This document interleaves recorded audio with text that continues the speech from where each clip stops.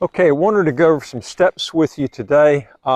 We're getting a lot of questions. People want to know the steps when you go international.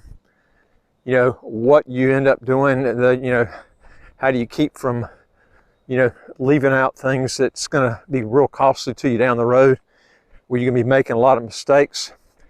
Well, as I've told people before, the first thing you really should be doing is to go visit a country first, and don't just spend a couple of weeks over there. You need to spend several months, because the first time I came to St. Kitts, I actually didn't like it. It's too quiet for me, and then I came back and it started growing on me more and more.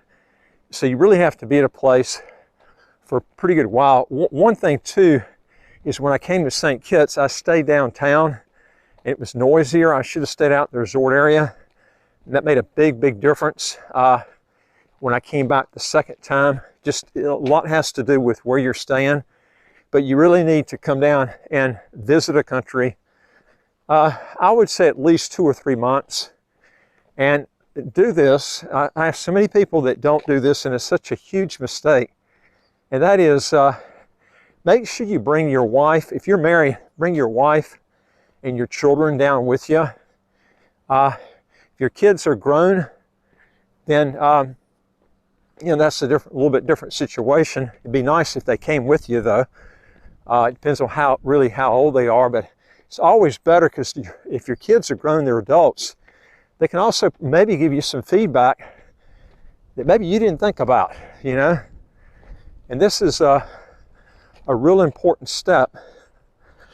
When you're looking at trying to make a big international move. And what I would advise you do is maybe get a place that's month to month. That it's a lot cheaper if you do that. Just get something month to month and work out a deal in a hotel, and then go from there. Now, the place that I would pick, if you're going to do this, like I said before, you got 2 things. One is, where's your business going to be, number one, and where are you going to be living? They can be the same place or they can be different places. But the place that you're going to have your business and the place you live can determine your tax status, because, if you're living in the U.S., whether you're a green card holder or you're a citizen of the U.S., you're going to be taxed on your worldwide income, irregardless of where that business is, okay? So if you want to get around the taxation, all that, what you need to do is qualify for the foreign overseas exclusion if you're not ready to relinquish your U.S. citizenship. So that would be a move you would have to make at that point. And right now, as I mentioned before, it's $112,000 for husband, $100,000 for wife, $224,000 total deduction you can get on that. That's a lot. You get other credits on top of that. If you relinquish, there's no limits. That's really the ultimate best way to do, is to relinquish your U.S. citizenship and get out all taxation. I mean, that's the best way to go.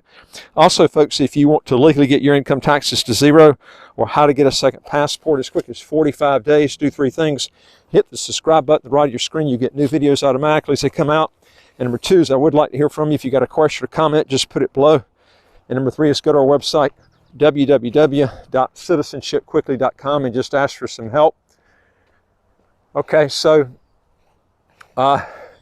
you need to pick a country that's got a territorial tax system or a pure tax savings status. I've always mentioned before, pure tax savings are better, because you might want to do some of your business or all of it inside the country. Territorial tax countries do tax inside, not outside the country, if you live there. And it can be quite heavy, believe it or not. There are some countries that have really good tax laws as long as you do everything outside the country. But if you do it inside, they can hit you 30 and 40%, okay? Ireland's a good example. You can qualify for the non-dom status in Ireland, but if you have a business inside the country, they've got brackets as high as 40-something%. So if you're wanting to really get your taxes down low, you really need to devise an international business. That's usually the best way to do it. And now with the internet, it's a lot easier to do it than you could have 15, 20 years ago, because everybody uses the internet now. So get your family overseas, let them see this new change in lifestyle before you start making moves. Because I'm going to tell you something, it is a lot easier to get your family involved and let things work out before you do an international move. Because once you do an international move, I tell you something, you can see a lot of problems come up. Number one is, if you try to do this without consulting your wife, when I say consulting, I'm talking about getting her to come over and see what you're doing, where you're living, because she's going to be there with you, okay? I'll be honest with you, I've told this to a lot of people, man, it is a lot easier to do this if you're single than if you're married. I actually did this originally being married, and we ended up splitting up. And I'll tell you something, doing an international move can really, it can play a number on your marriage. Especially, you got to remember too, I've told people this before, is usually it's the guy, and I hope women don't get mad with me on this, it's not in every case, but most of the cases I experience is the guy that's making all the money. He's the one that's complaining, bitching over the taxes. So when you make an international move, she's not looking at the taxes maybe like you are. Maybe she is, maybe she's not. Okay, and maybe she looks at it but doesn't really care that much for it. I mean, she doesn't mind a little bit of socialism. You don't want any of it. A lot of libertarians don't want a bit of it. Okay, so you're going to have to deal with this international move when things don't go maybe right according to your spouse, and she just basically comes in and starts blaming you because it was your move. That's why you need to get her involved in this. It's not your move, it's both of your moves. And if she's not going to go with it, then probably you should not move, okay? I mean, is it worth going through a divorce, okay? And this is, I've seen this happen a lot with people. Don't see this a lot with YouTube videos that people talk about, but I'm going to tell you something, that's a big thing that you need to think about. Is your spouse going to be on board with this? Because that can really mess up a lot of plans that you got, and you really want to make sure. I mean, you figure, unless you got a real strong prenuptial agreement, you split up in your marriage, man, you've lost maybe close to half what you got. And it's not just that, it affects the children. It's a big depression period that you go through. And I always tell people, try to get around that, okay? And the way to do it is get your wife involved with the international move beforehand. And then you need to do a lot of checking before you just pick up and move. You need to find out, first of all, is that country that you want to set the business in, are they going to let you do it, okay? Are they going to require you to be a citizen? And as I've told people before, you really should be striving to go to countries to set your business up in a place where you can get citizenship fast. And that's one thing I like about St. Kitts, because if you go to other countries and you try to set up a business, yeah, they may or they may not. And I'll tell you something about Central American and Caribbean countries.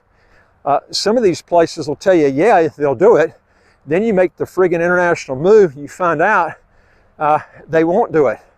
And a lot of them won't give you letters. That's the problem. They won't give you letters stating you can do it because they don't want to be on the line if something happens and they can't do it.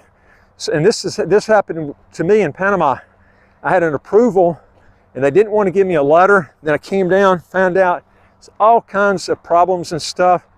There's discrepancies with the insurance department, the securities department. It was, man, I'll tell you something. You really have to do a lot of planning before you make an international move, or you're going to waste a lot of time. And my whole thing is get citizenship. If you can't get citizenship, you could have some real problems trying to get that business going. Irregardless of what they tell you before you come down, if you can't get it in writing, you better get citizenship, because it will get you around a lot of problems, okay? Because a lot of these countries bar people out from getting citizenship or getting a business started unless you're a citizen of that country. So this is a key thing that you need to be looking for. Otherwise, you're going to be wasting a lot of time. So these are some things that I would be looking for. Also, I think it's important that you also, when you're setting a business up, there are several things that I would be looking at. A lot of people think about, and when you're spending money setting up a new business, we try to show people, coach people how to do your business to keep your overhead really low. Okay, so many people go out and just throw a ton of money out, employees and crap right off the bat. I have a tendency to believe that, and I've always done this, if you get independent contractors, you're a lot better than if employees, because typically one of the problems that you're going to run into, especially in Latin America, and you run into it in the Caribbean also, and other places, is a lot of places the employment laws are geared towards the employees. And you can have a lot of problems that can just really wreck your business and delay things and just screw you up. If you get independent contractors, you get out of all these strict labor laws and crap that go back and it just causes a lot of problems with your company. And also, you don't have to, if you don't need the employees anymore, if you're contracting them, just lay them off. And you don't have to lay them off. You just don't contract with them anymore. Okay, that's the best way to do that. So use independent contractors as much as you can do. And also, folks, it's amazing to me how many people don't use YouTube video. I don't even know why people use Google clicks anymore. I mean, to me, this is the best way. It gives you a lot more branding for your business, and we can give you some really good ideas on the type of business you have, how to go about doing it, and building your business. And a lot of people, it doesn't work out with YouTube because they don't understand YouTube and how it works. It's real important that you understand YouTube, because it's probably the best advertising out there, and you can do it where it's totally free or close to free, and it's the best way to brand your business. So the two things that's going to be really costly when you go overseas is your employees and also your advertising cost. We can show you how to get that close to zero. Okay, if you get employees too and you contract them, you ought to outsource them. There's so many places you can outsource. I'll tell you something, we talk about taxes a lot, but I'll tell you something, employment costs can kill you. We see a lot of people paying a lot more out employment costs than they pay in taxes. And that can kill you. If you can get that down, 80–90%, man, that can make a huge difference in your business. But people just don't explore enough alternatives that can really make a big difference in that. And these are some things that I would be looking at. So what I would be doing is write down any questions that you got, put them in the comment section there. Also, folks, if you want to legally get your income taxes to zero, or how to get a second passport as quick as 45 days, do three things. Hit the subscribe button at the right of your screen. You'll get new videos automatically as they come out. We've got over 700, almost 800 videos now. And go to our website, www.citizenshipquickly.com, and just ask for some help. We'll show you how to structure this and legally get your income taxes to zero. But folks, you need to do planning before you do this. It's real important. Otherwise, you're going to waste a lot of time and money. And I look forward to talking to you on the next video. Take care.